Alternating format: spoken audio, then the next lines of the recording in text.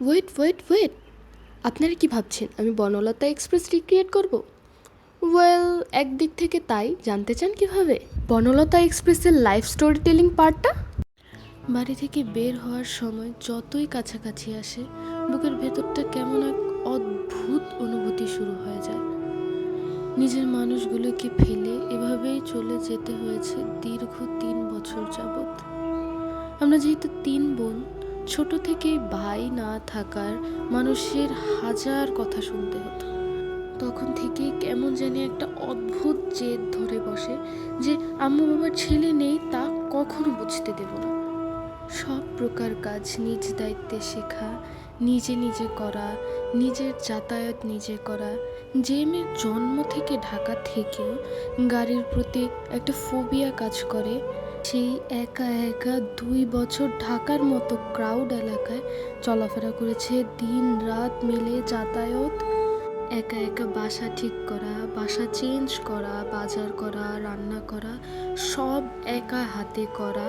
তাদের কখনো বুঝতে দেইনি যে আমার কষ্ট হচ্ছে। তারা জানে বর্ষার বড্ড জেদ, সে খুব রাগী, সে ইমোশন কন্ট্রোল করতেই পারে না। কিন্তু তারা আমাকে বিদায় দেওয়ার সময় যে কষ্টটা পায় আর কাঁদে, আমি হয়তো তার থেকে অনেক বেশি পাই, কিন্তু চোখের পানি লুকিয়ে রাখি।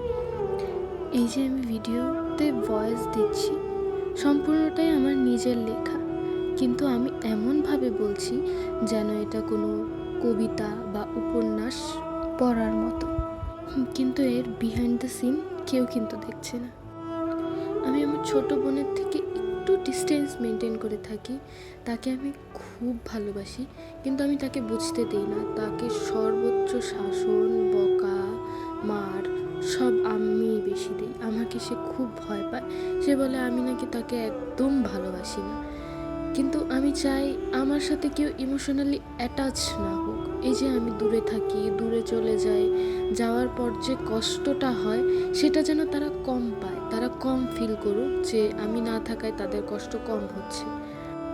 আমি যা চেয়েছিলাম সবটুকু শিখতে পারছি, সবটুকু করতে পারছি। হয়তো আমার বাবা মা খুব গর্ববোধ করছে অনেক দিক থেকে, কিন্তু এই যে রাত্রের যাত্রাগুলোতে মা বাবা একা ছাড়াও কত চিন্তা করে তারা। আমি যদি ছেলে হতাম তাহলে কি এতটা চিন্তা করতো না বোধ হয়। আমি হয়তো অনেক দিক থেকে তাদের গর্ব হতে পেরেছি, নিজেকে একা চলার মতো গড়ে তুলতে পেরেছি, কিন্তু আমি তাদের ছেলে না হওয়ার চিন্তাটা দূর করতে পারিনি।